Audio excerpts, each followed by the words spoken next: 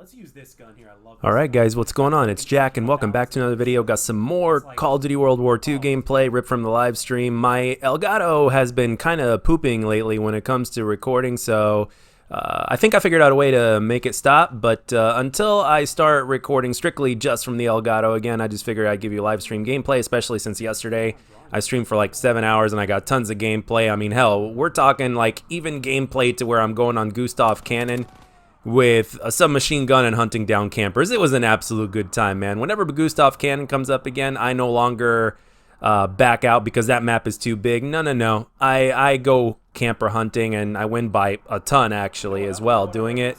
And it's just a lot of fun, man. Running around with an SMG, picking people off and shit. And speaking of SMG, I got this SMG in the next game. It's called the or something like that. Serpentine 2, and I'll tell you, I got that from a supply drop during stream yesterday, and let me tell you, I am just in love with that gun. It fucking melts. It's like an assault rifle, man. It's fucking awesome. In the right hands, that thing is just an absolute positive melt machine. For those of you guys that don't have it, look for it, because that thing is just amazing. So yeah, even without grip, but with grip, of course, it's better. But speaking of COD World War II, for those of you guys that are Call of Duty World War II cocksmen or Call of Duty World War II enthusiasts, please let me know which guns I should go for. Now, I'm an AR SMG player. I will not pick up a sniper. I will not pick up a shotgun or anything in between. I'm just a strictly automatic assault rifle player and automatic SMG player. So if I've looked up videos on it and stuff like that, but just for a second opinion, I would really like to know from you guys. I know Difo, in case you're watching this, I know that you said the Volk, and it's something that I'm strongly looking into. And just so you guys know, before we go on to the main topic of discussion today, another thing is that iron sights on a weapon, which is one of the things that I like about this game so much. I mean, if the base weapon doesn't have, if you don't like the iron sights, the variant may have will have different iron sights that make your aim that much better. I mean, I didn't think I could get any better with the what's it called, the PPSH, but I got one of the variants. It's not the duck soup. I keep on forgetting. Oh, it's called the snake. And that gun, I mean, I map people across, I can map people like very easily with that gun, easier than before with the regular variant. So it's quite amazing what iron sights could do for your aim, man. I mean, it really does make the difference in a gun. So that's why I love it. And the best part about it is you don't have to use optics. You know, you could use something else. So that's awesome. So for those of you guys that are called World War II enthusiasts, please let me know.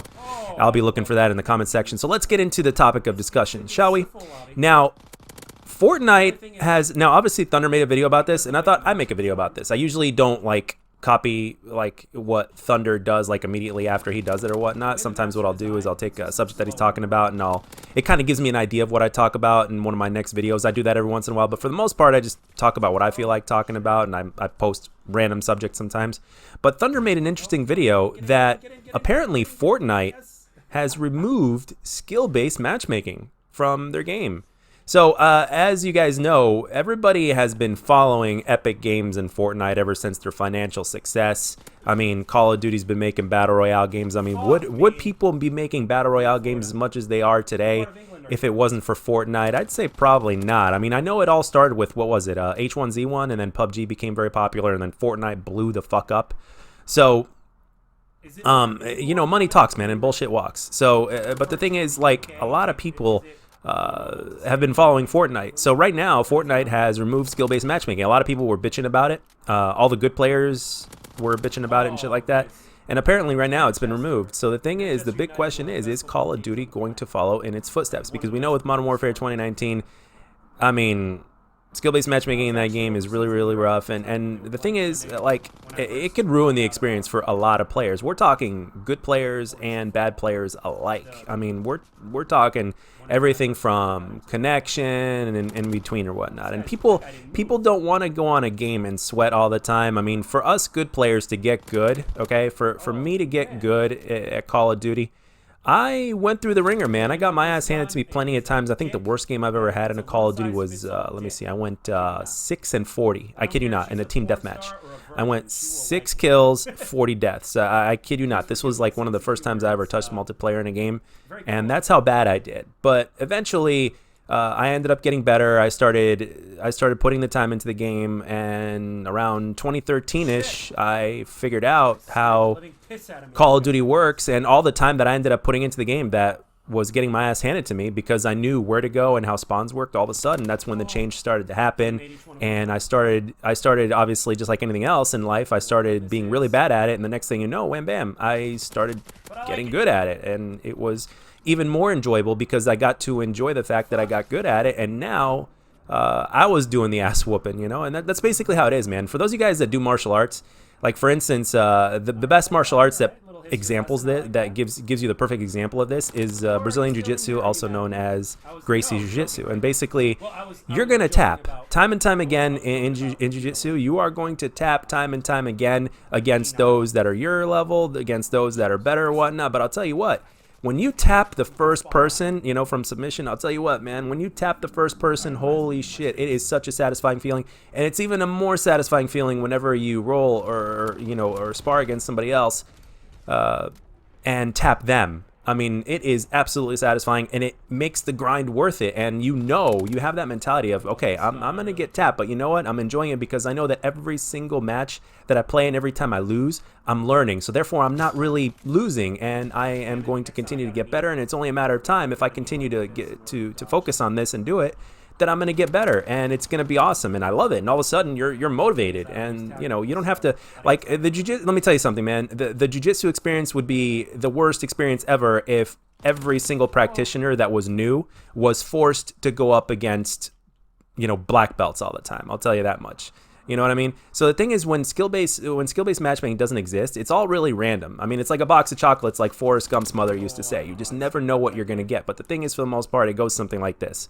90% of the players in any given lobby are, let's say 75% of the players in the lobby are really bad players.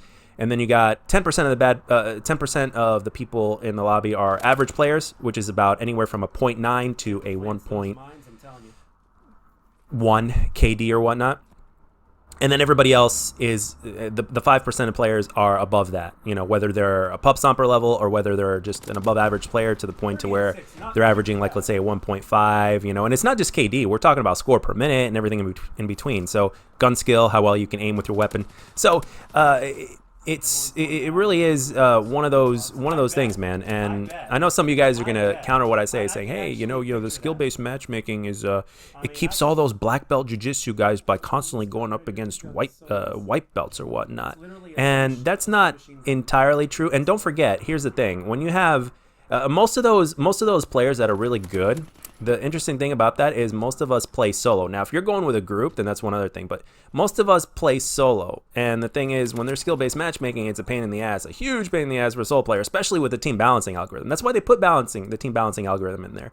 I would rather take team balancing over skill-based matchmaking any day, okay? And I suffer from team balancing issues all the time. Watch my Infinite Warfare VODs. Watch every single time I play a team-based Call of Duty. The team balancing algorithm always seems to screw me the most, more than any other player in the lobby. And I take that as a compliment. I take it as a challenge, but at the same time, it is annoying as fuck. That's one of the reasons why I love free-for-all. And here in World War II, I love free-for-all. Free-for-all in World War II is just so good. I love it. I'm absolutely in love with it. I can't stop playing it. I had an absolute blast last night playing it, and I might go on stream sometime after I record and post this today. So for those of you guys that are interested, I'll leave the link in the description below. But the thing is, like, overall, people have been following Fortnite. So the thing is Call of Duty going to continue to follow Fortnite? I mean, even if you look at the battle pass system in Black Ops 4, for instance, right? I mean, it's everybody's been saying that it's like, it's a disgrace, you know, to even compare it to Fortnite. But if you look at the way it looks and the way it operates, it's like similar in a sense. It's like they were copying partially what Fortnite was doing, but they added their own bullshit into it. Now, I don't believe that that's all Treyarch. I believe that that's actually Activision. And again, Treyarch and developers don't really have any say when it comes to that. All it takes is Activision to get in the middle of things with pretty much anything, even including development. So hopefully they give Treyarch the benefit of the doubt like they always have. So, because I'd rather deal with team balancing, man. I think team balancing is going to be there to stay. So then fine, keep team balancing in, but remove skill-based matchmaking, man.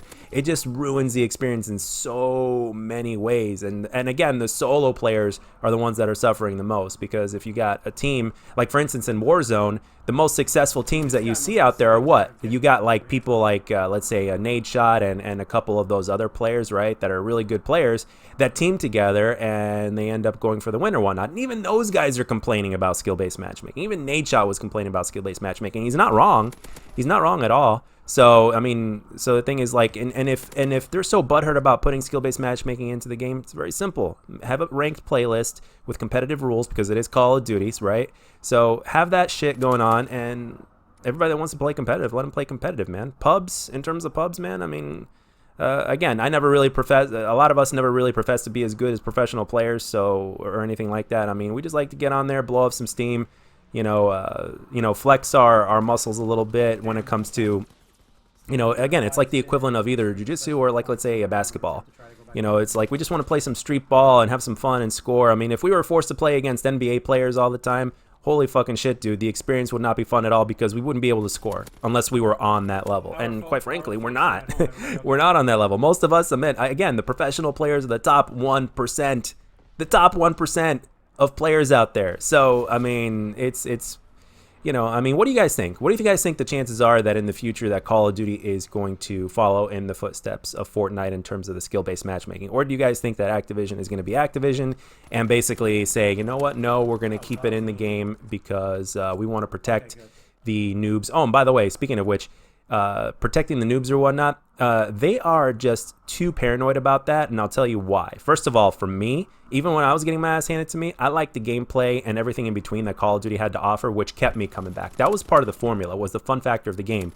You take away the fun factor, like for instance, the ability to run around, for me personally, like that's just one of the things for me, right? Like a legit grind factor, the reason to run around, you take that away, all of a sudden the game becomes boring, and then it becomes like really like a chore to play, aka Modern Warfare, which takes that away from a player like me personally, and especially for the prestige grind that a lot of people like to do. They got that taken away from them too. So it's like a useless type of grind, man. You got to give people a reason to grind, and we're talking about beyond dark matter camo. It's Call of Duty has enough to make it go for a long time, like a huge ass grind factor. This game over here, World War II, I will tell you, has the biggest grind factor like in any Call of Duties I've ever played, because of the amount of weapons that you can get. Like, it's absolutely insane.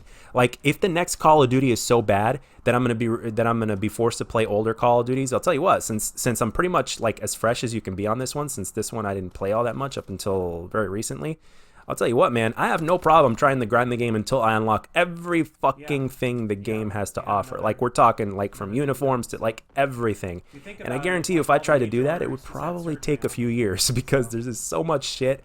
The salvage, you can get salvage, but I don't really like going for like some of the challenges that they do, because some of those challenges are just boring, because I don't like shotguns. I don't like certain weapons. There's just certain ways or certain game modes to play that I really don't like, but I mean they don't take the longest, I know that, but that's just me, man. I guess I'm just stubborn, and yeah. But the thing is, like, the grind factor is something also, and that grind factor is not going to be fun.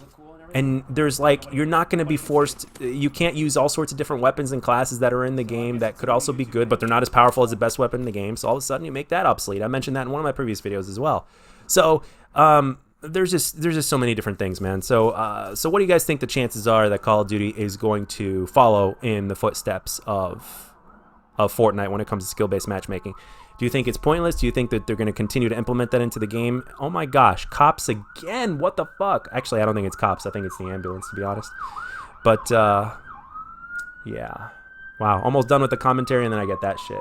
Again, I'm going to try to edit that out, but you're probably going to end up hearing it in the background anyway, because, yeah, I can only edit so much when it comes to that. But let me know down in the comment section what you think. Please let me know of the weapons that I should go for first in Call of Duty World War II in terms of DLC weapons. And I like the variants as well, because they have different iron sights, so let me know about that as well. So that's it. That's all I got for this one. Let me know down in the comment section what you guys think of in terms of this whole skill-based matchmaking thing. I hope you enjoyed the gameplay in the background. I hope you enjoyed the streams for those of you guys that came in and watched, and hopefully I'll see some more of you guys there. I'm about three away from 300 followers on Twitch, so Help me out with that if you want. And as always, if you enjoyed this video, let me know. And if you didn't, let me know what I can do to make my videos better. And I'll catch you guys on the next one.